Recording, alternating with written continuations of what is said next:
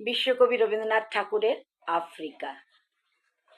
উদ্ভ্রান্ত সেই আদিম যুগে স্রষ্টা যখন নিজের প্রতি অসন্তোষে নতুন সৃষ্টিকে বার করছিলেন বিধ্বস্ত, তাঁর সেই অধৈর্যে ঘন ঘন মাথা নাড়ার দিনে রুদ্র সমুদ্রের বাহু প্রাচী ধরিত্রীর বুকের থেকে ছিনিয়ে নিয়ে গেল তোমাকে।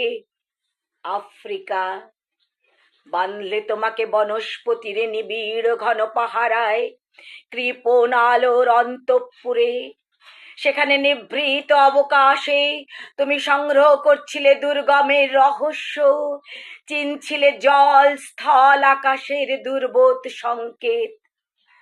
প্রকৃতির দৃষ্টি অতীত জাদু মন্ত্র জাগাচ্ছিল তোমার চেতনাতীত মনে।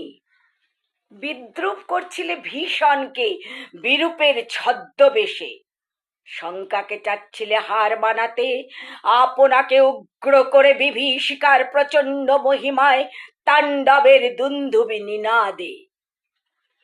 হায় ছায়াবৃতা, কালো ঘোমটার নিচে অপরিচিত ছিল তোমার মানব রূপ উপেক্ষার আবিল দৃষ্টিতে।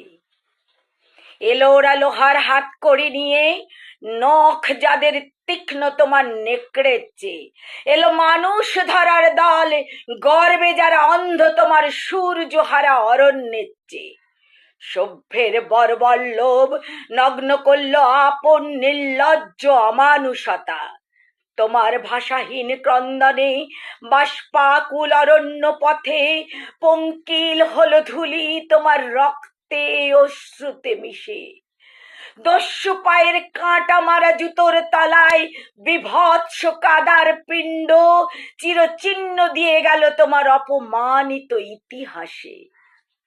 সমুদ্র পারে সেই মুহূর্তে তাদের পাড়ায় পাড়ায় বাজছিল পুজোর ঘণ্টা, সকালে ও সন্ধ্যায় দয়াময় দেবতার নামে।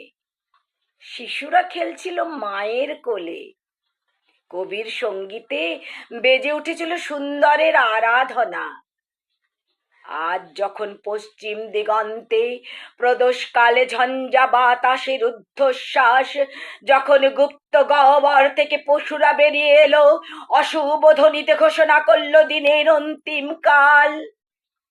এসো যুগান্তের কবি, আসন্ন সন্ধ্যার শেষ রশ্মিপাতে দাঁড়াও ওই মান হারা মানবীর দ্বারে, বলো ক্ষমা করো, হিংস্র প্রলাপের মধ্যে সেই হোক তোমার সভ্যতার শেষ পুণ্যবাণী।